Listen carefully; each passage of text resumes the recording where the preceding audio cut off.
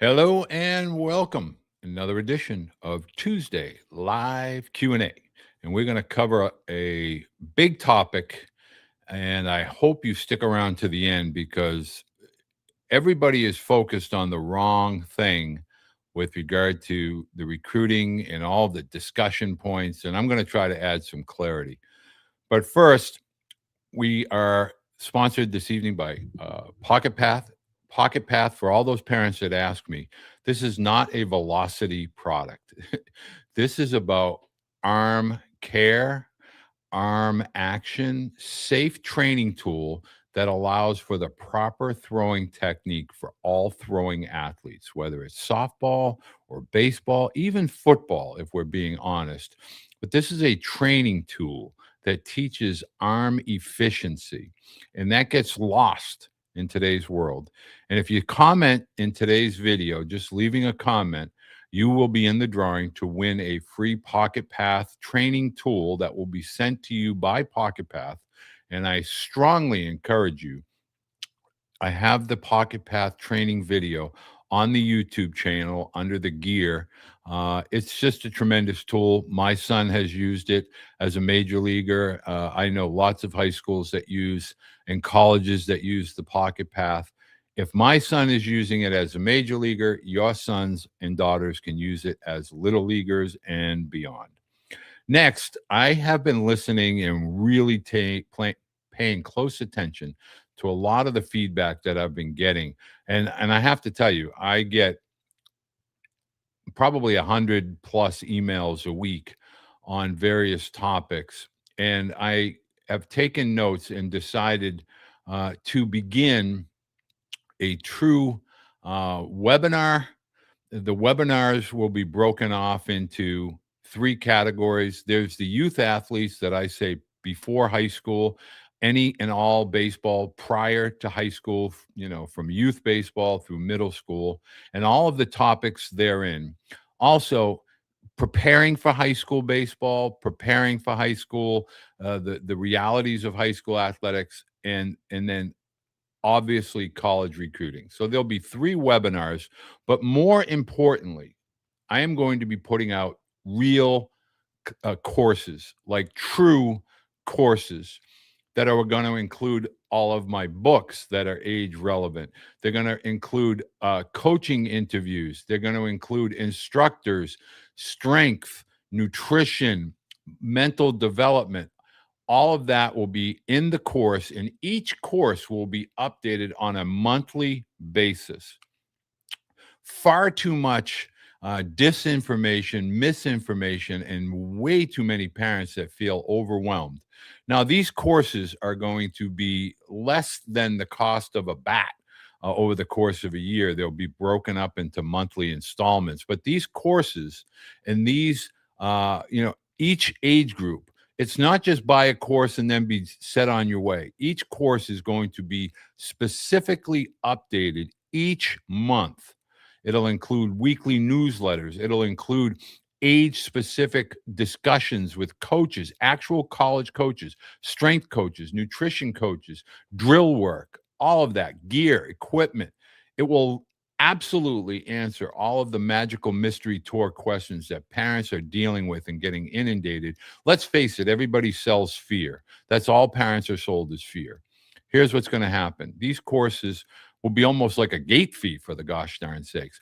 But I want to be able to work with families on an ongoing basis. And so I think these courses are going to be what the doctor has ordered for parents. I also think you'll hear from parents that I've worked with in the past, whether it's the recent past or long ago. You'll be able to watch athletes that I've worked with from as young as 10, 11, and all the way through college. And then you'll hear from parents that I work with, with regard to high school and recruiting and postgraduate and academic pathways, all of that. It's going to be getting put onto the new website, which will drop tomorrow on June 10th. Strongly encourage you. I have gone above and beyond with the help of the Baseball Blue Book and the staff, and we've put together what I consider to be an elite educational series for families. And you'll be able to hear from the Tim Corbins of the world, the Butch Thompsons of the world, the Jim Schlossnagels. You'll be able to hear from Division II coaches all across the country, Florida Southern, Southern New Hampshire, Assumption. You'll be able to get a really good idea of exactly what's going on in the world of college athletics. Now, let's talk about the point that we're all here for tonight. Transfer portal. 4,847 athletes as of right now. How do I know that, you ask? Well, funny you should ask that, because let's not get facts get in the way, but let's bring up a slide for you here, and let us. Here we go. And now let's look at this. This is a live shot. We are live for parents. I want people to understand there is no BS in what I'm about to discuss tonight. Now, there's going to be a lot of upset people, and that's fine. But I'm just going to give you the hard, every single parent, when we start talking and all over social media, I want you to look at that screen. Don't worry about looking at me. Look at that screen. And I want you to understand every single busybody on social media wants to talk to you about the tip of the iceberg. The tip of the iceberg is the portal where all the high-level Division I athletes begin to move around for money. But you as parents, the vast majority, and I'm talking about the 95% of high school athletes that are trying to get to college, the college athletes, let's look at this number so there's no more misunderstanding. Fact number one, it's the base of the pyramid that we as adults need to be talking about. Also, let's take a look over here to the far left at the numbers. There are 2,200 Division I athletes currently in the portal, baseball players. There's 1,600 that are in Division II. And everybody that's trying to tell you that Division III isn't part of the portal is wrong. Division III, we have 902. Now, currently, we have active 4,642. Means 171 have found a home. That's, the third from the left in. And 36 have withdrawn. We've seen some students like the Cal Berkeley shortstop, entered the portal and then withdrew from the portal. That's what withdrawn means. But right now, 171 athletes have found a portal home, which means if we really do our math here and we start to look at, there's about 4,600 still looking for a home. And, oh, by the way, today being June 9th, there are still athletes going in the portal. If you look at Coastal Carolina, they just had a bunch of athletes follow their coach. Their coach is going to South Carolina, and a lot of guys from Coastal will go in. A lot of guys from South Carolina will go in. This will be a domino effect. So don't worry about the tip of the iceberg. Let's really get to the facts. And here are some other facts for you. Almost an entire team at Erskine, Anna Maria, the school folded, so their team is basically in there. St. Peter's, new head coach, that's 29 athletes off a 34-man roster. So, when you start to look at these numbers, that's your reality. That's your reality.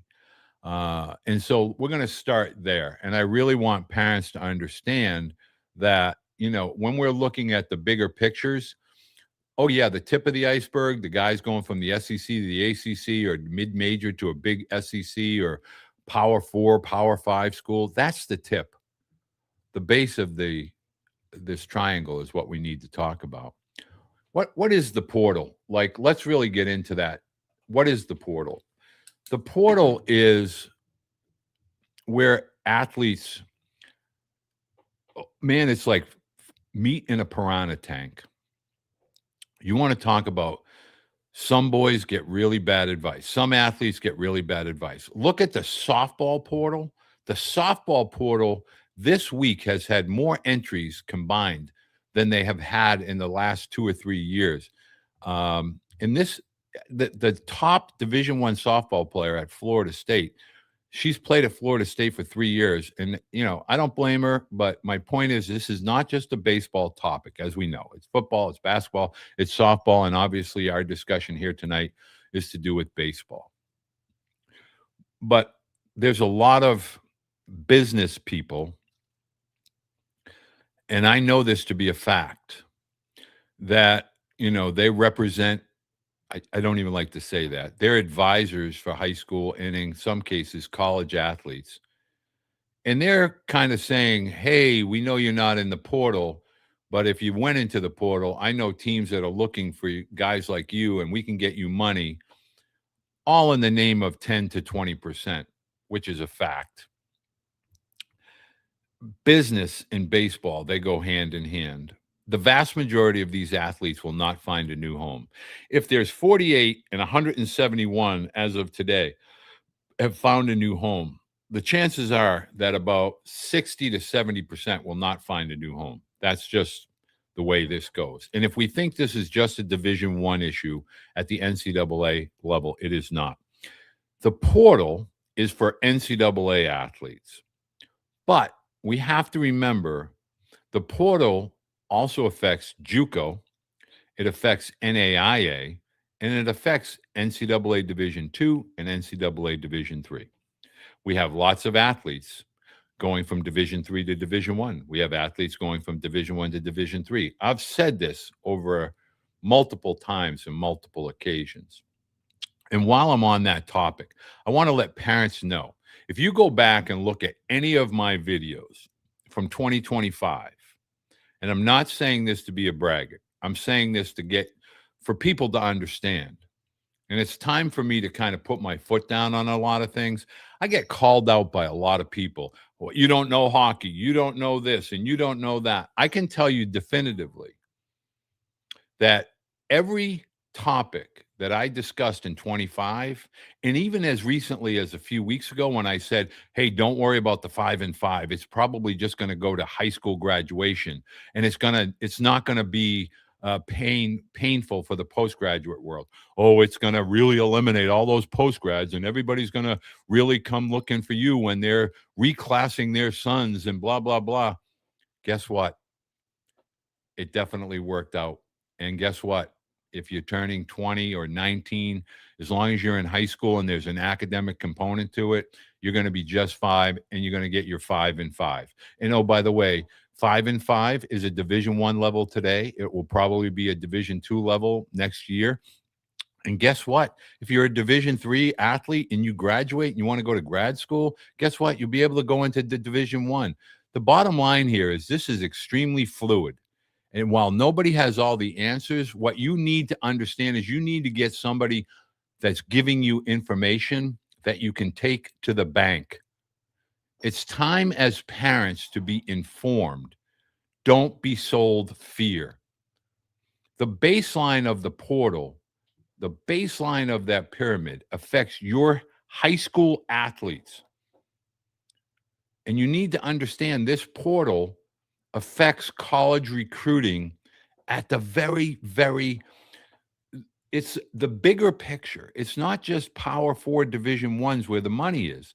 Most schools, even at the Power 4 level, don't have a lot of name, image, and likeness. SEC, they're all 34 with regard to baseball. But the ACC, they're not all 34. The Big 12, they're not all 34. And the Big 10, they're not all 34. So come down to reality. The money that you think you're going to get as a high school athlete, it's not the same. Now, the high-level pitchers, yes. The high-level left-handed hitters, yes.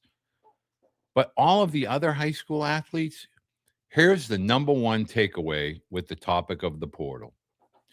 Any college, any level, any division, NAIA, NJCAA, California JUCO, the lower levels of NCAA, if somebody is actively recruiting your student athlete, you need to give strong consideration to that school if it is a geographical and academic fit.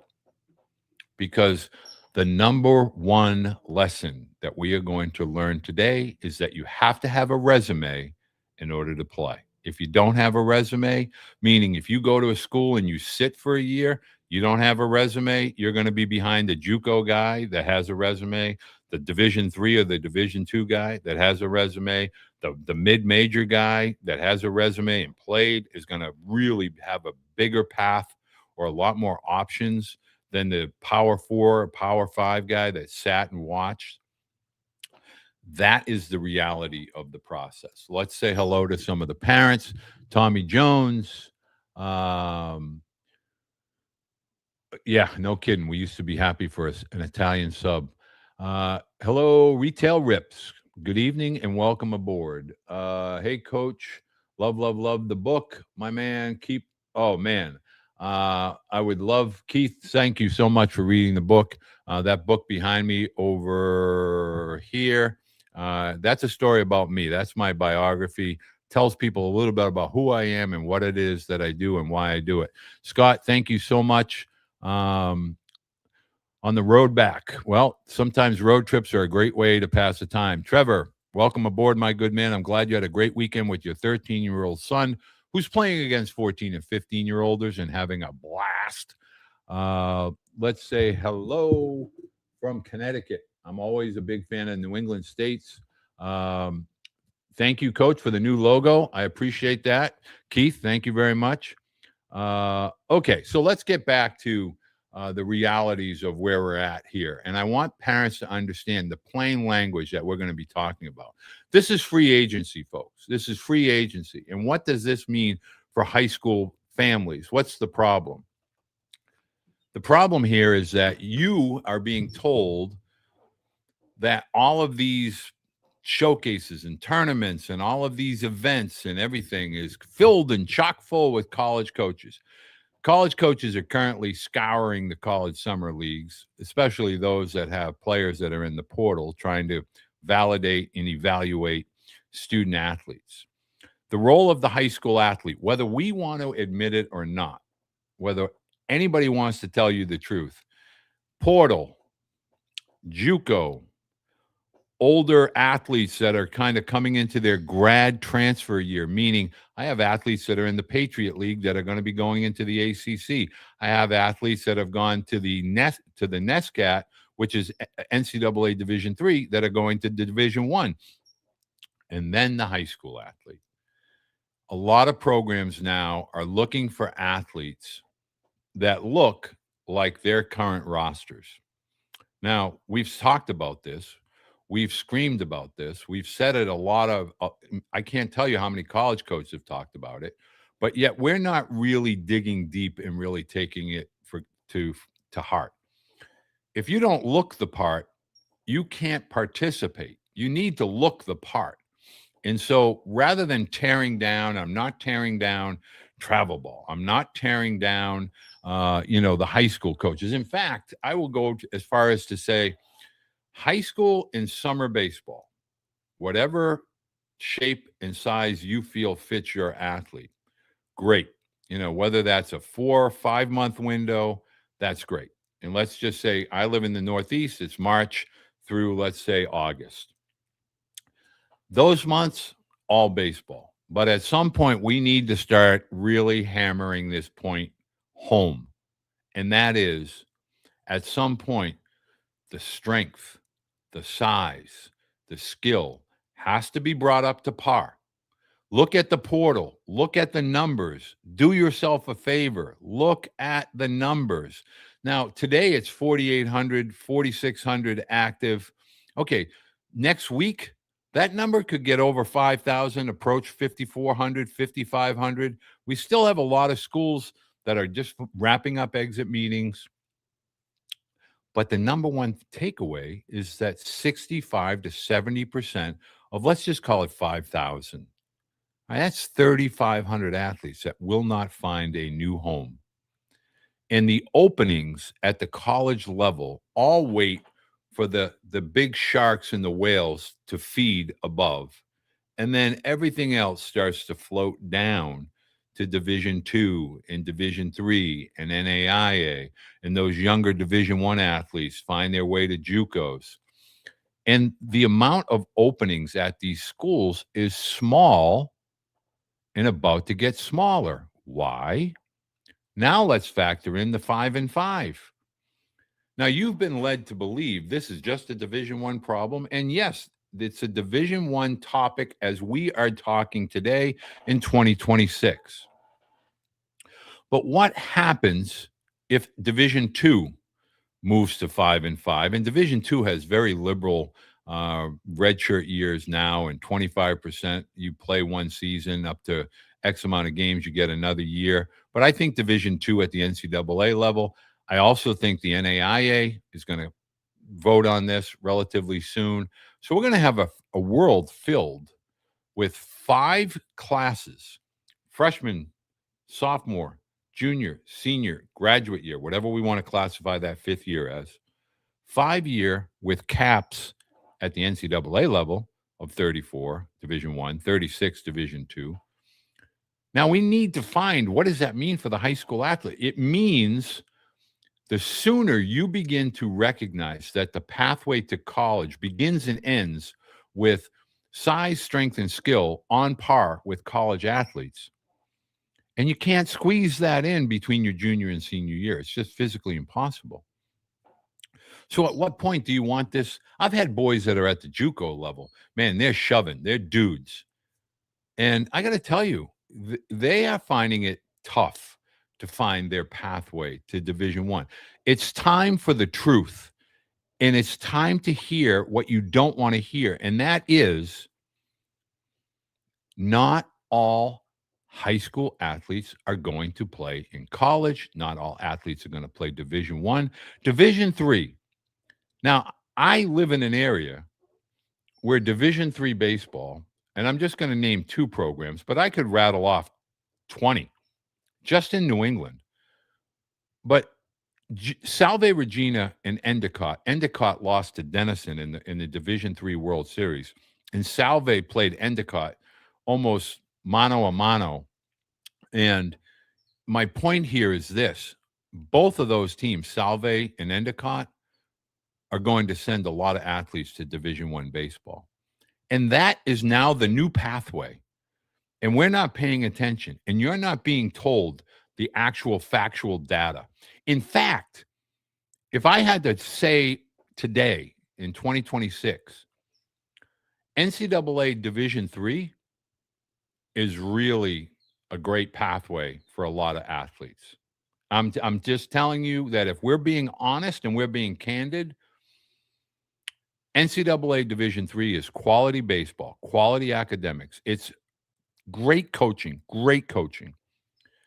And if we're talking about trying to go from an NCAA to an NCAA, man, oh man, Division Three baseball is where it's at. There is a lot of studs going to Division Three. I can promise you that. Look all across the country: Denison, Wisconsin, Whitewater. You can look out at in California, Chapman, Pomona Fitzer. We can look down in Virginia. We can look at Salisbury. We can look at Ithaca. I could rattle off Division Three schools. And I'm just telling you that a lot of college coaches are really looking at the NCAA Division Three to Division One to Division Three. Division Two athletes, Bentley, Southern New Hampshire, Assumption. We go down to the Sunshine State, Florida Southern, Tampa, back to back Division Three world titles. Those Division Two kids, though, they come out, they go to Division One as well. But most of those kids stick around, and they're playing at like Barry. They're playing, at Nova Southeastern. And then you go to NAIA. NAIA baseball is pound for pound the best value, affordability, coaching, playing opportunities. Look at Georgia Gwinnett. Look at Johnson. Look at University of the Cumberlands. Look at, if we go out and we look at Ottawa and Arizona, look at NAIA baseball. Like, the days of you trying to chart the course and really focus in on Division One, those days are nearing an end. And you need to be aware of the portal is a bus stop. And if you look at the portal as a bus stop, sometimes those buses leave without you. And you need to know that these coaches aren't just going into the portal and just choosing anyone. They have a resume, they have the skill, they have the size, they have the strength. And if we look at the major league draft, and oh, by the way, that is going to be a massive, massive component to the portal. Today, I talked to 38 college coaches, 38. And they're all playing, they're looking in the portal, looking to fill pitching staff, catcher, infielder. Agents are trying to get their players into these positions and trying to get them highly, more visible. They're trying to get them into the Cape and the New England Collegiate League. This is a business, folks. It's a business. And you as parents, if you're not approaching this from an information gathering perspective beginning in the junior year, you're going to miss the bus, literally and figuratively. Let me go to the questions here. So I really want to harp on this because the commitment now is not what it used to be. It's just not. The commitment that you are searching for parents. Why do you want to commit as a junior? Look around. Look how many boys are decommitting due to coaching changes, due for coaching philosophy changes, doing to roster reconstruction. These boys are 2026 high school graduates. They're suddenly going back into the portal, or they're going back and opening up their recruiting. So what was the point of committing in 2024, 2025? Now, let's preface this by saying, if you got a dream scenario and your student athlete is a pro prospect, and quite candidly, you would have good, solid information that your student athlete is a dude, and you get offered on August 1st or somewhere thereabouts your junior year, dream school, dream scenario, full scholarship, great coaching staff, great development, great academics, geographic, everything fits. Okay, that makes sense. But you're in the minority. You're in the tip of the triangle, of the pyramid. For everyone else in the middle and at the bottom of the pyramid, what you need to understand is, why are you in a rush to commit? What are you missing? You're not missing anything. Schools change their rosters beginning June 1st. They have their exit meetings, and you look at the flurry. Just go on social media. You don't have to look at one school, and look at the amount of athletes decommitting or going into the portal. And they always use that line. I've had a great career, but that having been said, I'm blessed. And after talking with my parents and my advisors and all the people that are shaking me down for money, I've decided to go into the portal. Okay, if you're a parent, A, rule number one, slow down. B, get a plan, have a plan. 3, execute your plan, not the other athletes that you're looking at locally or regionally. Have a plan and make sure your family is helping your student athlete execute their plan.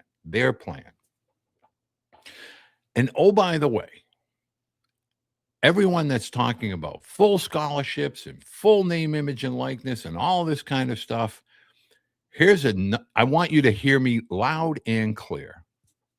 Academic money is a big deal. Trust me when I tell you, schools are going to do a 180, and all those schools that were test optional are going to start to chart a new course, and suddenly those test scores are going to become relevant again.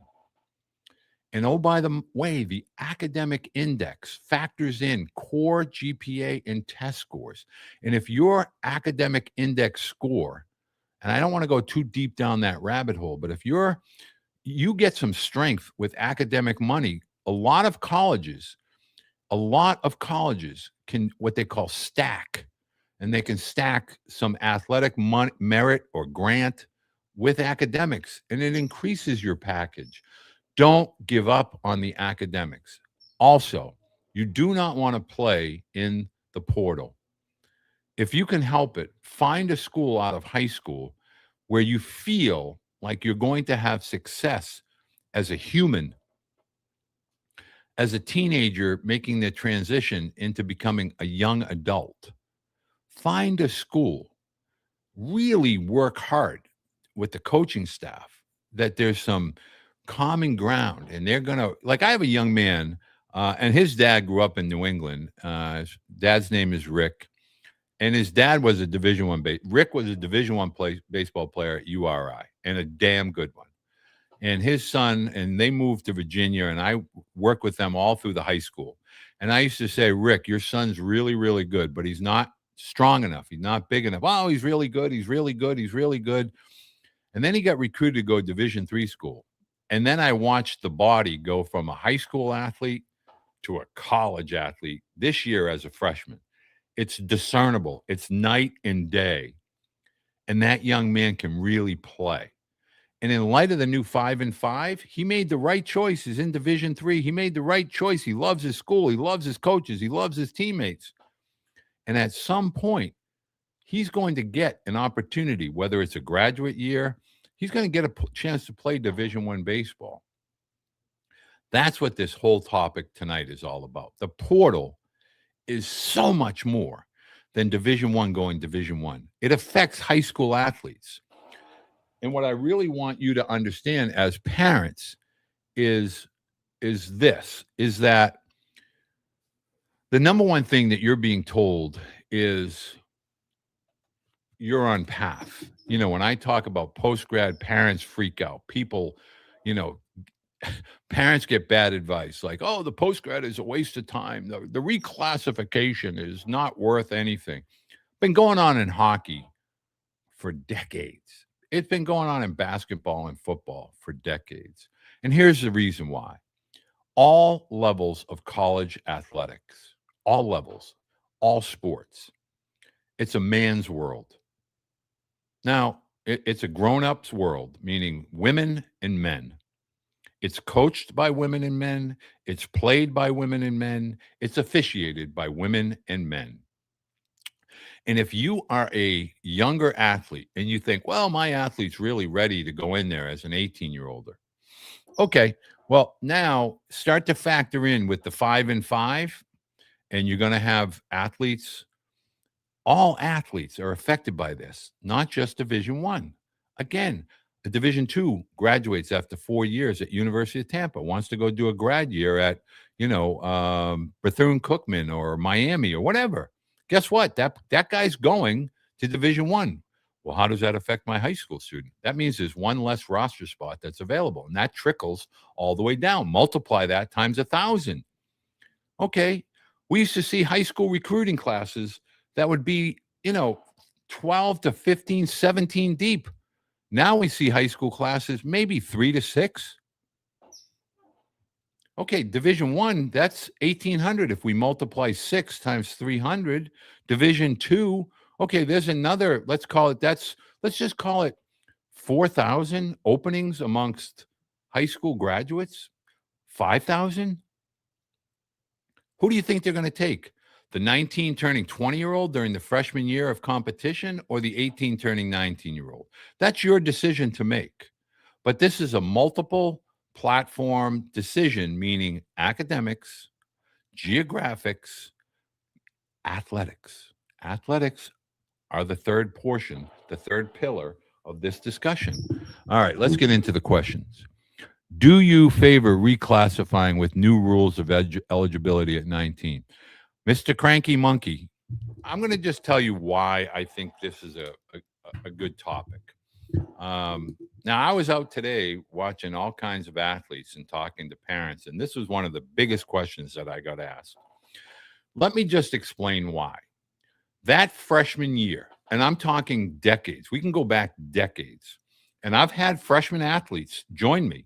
I've had parents of freshman athletes join me on this Tuesday Q&A. We remember Baron Manis at ACU, Abilene Christian. We talked to Connor Fennell. We talked to, Carson Cormier. We've talked to a lot of freshmen. The biggest hurdle, the biggest jump that we've heard college coach after college coach say is between high school and college. There's a physical maturation, a mental maturation. It's hard. You live away from home. You live with roommates. We've talked about this on numerous occasions. But yet we have these people, these advisors, and I'm not going to call them out, but I just want to go on record as saying not all college recruiting companies are the same. Mark Bonilla, Merville Melendez, they're great people. They're in this space. They do a great job because you know why? They have experience. They also have children that have either been college athletes or professional athletes. And before you jump down my throat about you don't have to have a professional athlete or a college athlete to provide advice, I agree. But let me simply say this. As somebody that has spent 40 years within the space from the academics and knowing I live in this geographical region of the country that has double century old academic institutions that have been doing postgraduate years for decades upon decades, that have networks of people that help with regard to the quality of a student's life, not just an athlete's life. I've seen how that works at the highest levels. Trust me, if you're a parent and you're looking to raise the floor, our job as parents, our jobs as parents are to raise our children's floors so that they have a better start in life. And if we do that, then when they have children, they'll start at a higher level. That's the name of this game. Take athletics out of the mix, and let's just get to the meat of the matter. Most college recruiting companies and services and advisors are focused on the athletic and the athletic only. And that ain't going to get you anything but a beer and a bag of chips. I lived it. I'm a walking testament to that. Reclassing is not about making sure your athlete is the best at 17U or the best at 14U. That's not what this is about. This is about allowing children to mature, to grow up, to make independent decisions, to understand what the real world is all about, making decisions and the consequences from the decisions that they make. Preparation. The world we live in today with A&I doesn't really push a student. My gosh, my sons had to write papers and read chapters after chapters and, syllabuses. And now you just plug a syllabus into AI. It does all the work. It writes all your papers.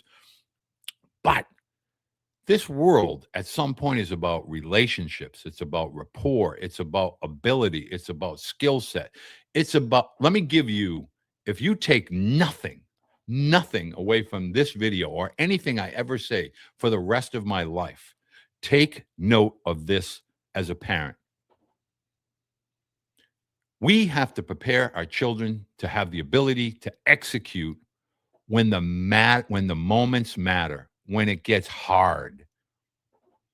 Can't pay a bill on time. There's a work situation. This isn't about being able to lay down a bunt at the bottom of the ninth with a tie score. This is about having our children prepared to execute in every facet of life as a student, as a spouse, as an athlete, when they look back on these 12 years of life from the ages of 12 to 24. That's what this is about. And anybody that tells you differently is just a part of the hamster wheel of the big boy business of baseball. Period. Full stop. So let's not look at this as reclassing for the sake of getting stronger to throw a harder fastball. Let's not look at this as a way of hitting a ball further. This is about leveling the playing field, preparing our children for the real world and what it's really all about. And that means you have to be compared to 22 through 24-year-olds. And if you look in the mirror and your student athlete says, yeah, at 18, I think I'm ready physically, mentally, and I'm going to have the ability to execute when called upon.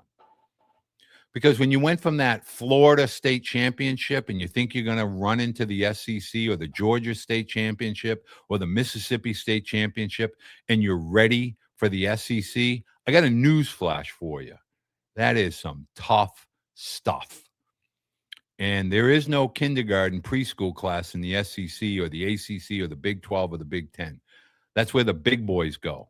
And there's also a bunch of big boys at the JUCO. My point is, every level, every level, every division of college athletics is for the big girls and boys, nothing in between. Okay, a couple of questions before we sign off. Um, Coach, agency. Now, Trevor, if I have your permission, I would like to use this story. So, and Don, I will get to this. I'm going to close on this tonight, but Trevor, if you can just give me permission to use your story. And anybody that wants this, if I get Trevor's permission, I will use this story. I have a young parent that I've been working with. We talk and we have talked since his sons were 10 and 4. His sons are now 13 and 6, 13 and 7. And he received an email. This is a fact. He received an email that basically, I'm going to paraphrase because I'm not going to call out the company, that they've been watching his son and that they feel his son is a great candidate to be a part of the recruiting service. Now, his son is 13, and they've been watching his son at a Cal Ripken event and really feel strongly that his family would derive tremendous benefit from working with this recruiting service. Now, if that doesn't upset you as a parent, and if you're a parent that says, yeah, I need that for my son, then you definitely will not be watching me, and you're going to sling arrows at me tomorrow in my Wednesday email bag. Trevor has given me permission, and I'm just going to tell you the worst advice that you as parents can receive is A, you need a recruiting service as a teenager before, let's say, junior year. There are recruiting services and there are trusted advisors. Merville Melendez, Mark Bonilla. I could rattle off a whole bunch of people in this space that I respect immensely because they live it and they are honest and they provide resources for parents. That's why I've created the courses, by the way, that get updated. I feel it's time to really educate and inform, especially parents of teenagers. But if you're getting those emails and you begin to engage, you might as well put a vacuum in your left or right pocket because your credit cards are about to be humming. The other thing is this whole entire process is about raising children to be great adults, to be prepared adults. If we're just focused on a baseball skill, it's going to be the bus stop that's going to leave you at the curb. Please don't do that. Please don't fall for any of that. It's just not a worthwhile investment. Dawn, 1,400 as of 6/1, and now in new kids on every day. Kids need to realize getting there is the easy part. You have to have the desire to stick around. Okay. I'm going to just say this. The easy part is doing the what I call the dog and pony show that used to be relevant for 8th, 9th, and even 10th graders. Those days are gone. They are gone. They are never, ever coming back. If you as parents are not spending time to not only prepare your athletes to get there, but most importantly, to stay there. Because this past 3 weeks, the amount of exit meetings where athletes, they thought they had it made, were told, sorry, no room at the inn. It's not going to work out. We think it's best, in your best interest, to move on. You do not want to be those parents. The best way to avoid that is to be working towards preparing to get there, to stay there. That means strength, size, speed, passion, desire. You have see that desire and that passion. We talk about it and we kind of gloss over it and we go, oh yeah, okay, he has passion. Oh yeah, he's really super competitive. College athletics is hard. It's hard every level, every division. It's hard. The boys are asked to do things and they are pushed to their limits. And unless you are preparing them for that, I work with parents and say, "Oh, my athlete's ready. He's good. He's good enough. He's really a great high school athlete. He's a high school all-star." Doesn't mean anything. They don't care about the rankings. They don't care about you hit third on a 6A team. They don't care. The older athletes on that team, when your student athlete shows up for first day of workouts, you either better be able to help us. If you can't help us, you're only going to hurt us and you're not going to be welcomed.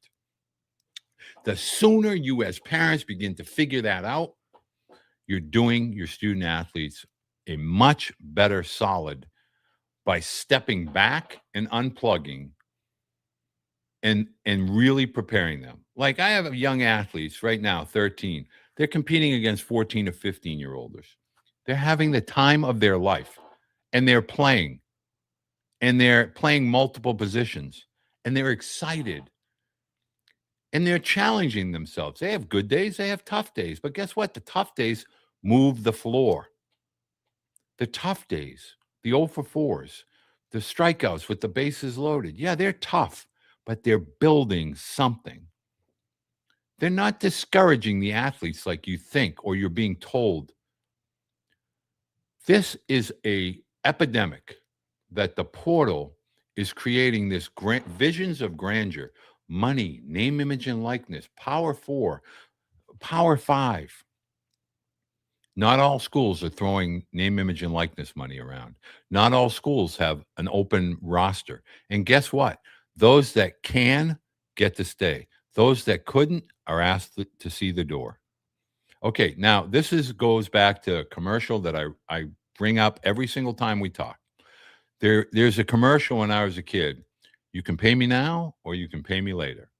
Any way you slice it, you're going to pay me.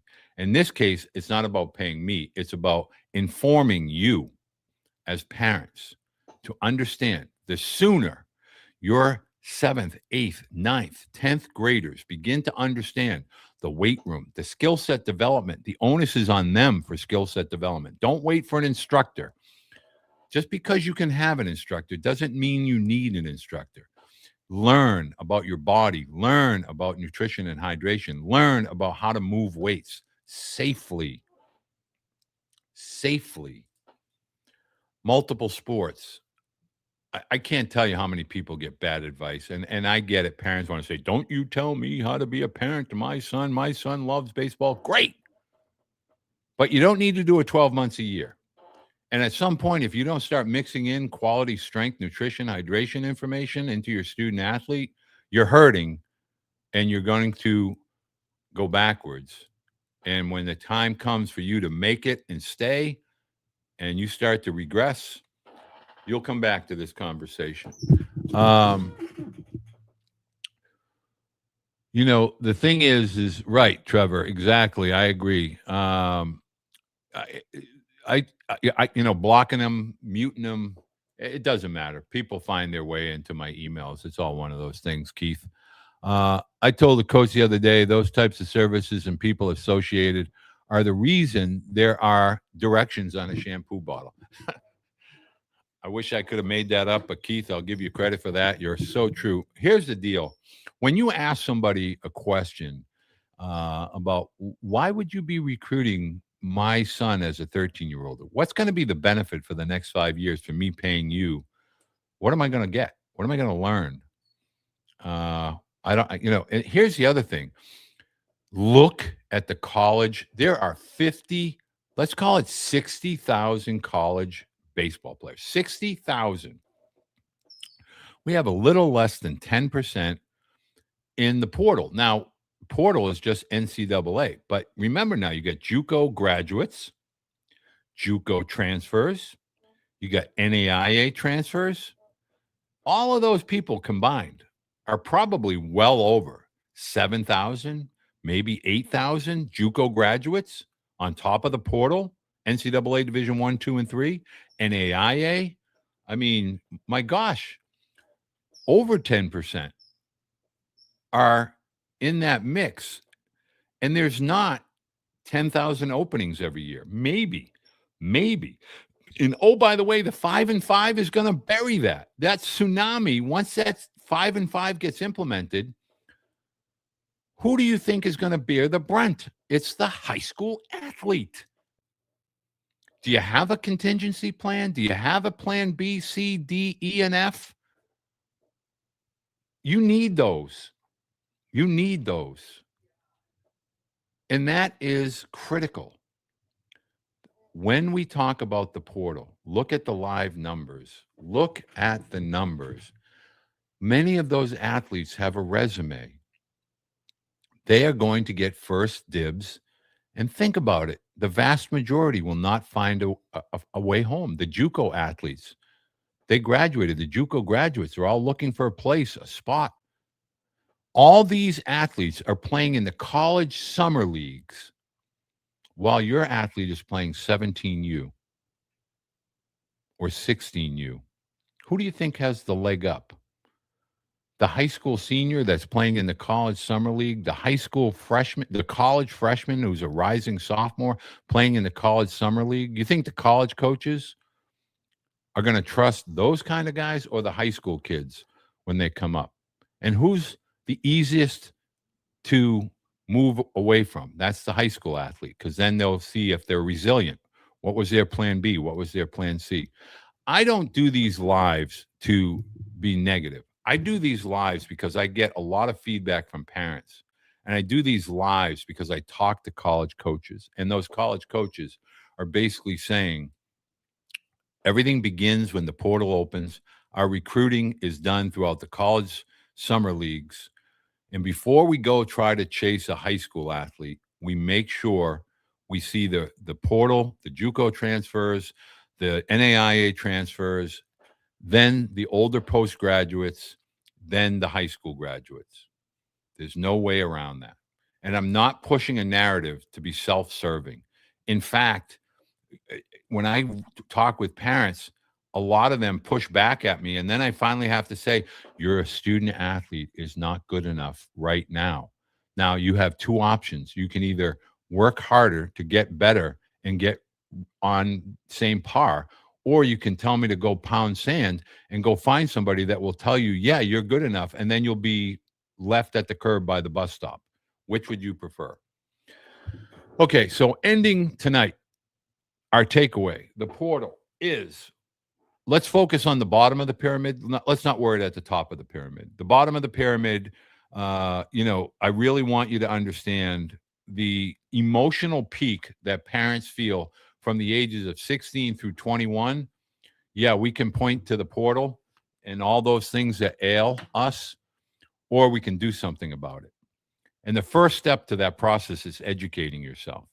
So if you're buying a course and you're getting information and you're getting updated and you want to have access to actually hearing from the people in the trenches, that's what we're going to do together. We're going to do it together. And we're going to do it through the Blue Book. We're going to do it through all of the what I consider to be the resources that can help parents make informed decisions, not impulse decisions, not like if you don't get it today, it's going to be taken away, or if you don't do this today, we don't have any more room, or any of that silly stuff. You need to be updated on a regular basis. You need to be current with your information.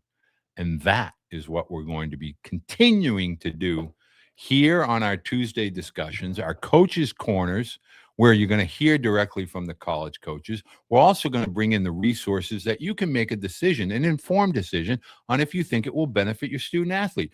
Do you want ACT and SAT prep? We're going to have that. Nutrition, hydration, we have that. Strength, Tommy Moffitt, Ben Fairchild, Eric Cressy, Nunzio. We're going to have so many people that will be sharing information that will help you as parents navigate what I call the hamster wheel of youth athletics. That is what this is for. I want you to understand, engaging with the video over on the YouTube channel, it really helps. Now we're going to be getting a brand new big push, brand new website going out tomorrow, live, brand new website. I mean, it took months to get this together. It's a culmination of hearing what the families had to say, hearing what the college coaches had to say, and then really creating resources that can help. That is tomorrow. Engage with the video. Thumbs up. Let me know your thoughts, your comments, your slings, your arrows, whatever you got. Great. If you need help, Walter at CoachBeede.com. Please spread the word about the channel. Subscribe. It's summer baseball season. We're down into the state championship here in the frozen tundra of the Northeast. We're still in I think, the semifinal, but we're winding down summer baseball, high school baseball, leading into summer baseball. Have a great week in baseball. Become better informed. Find out at CoachBeede.com.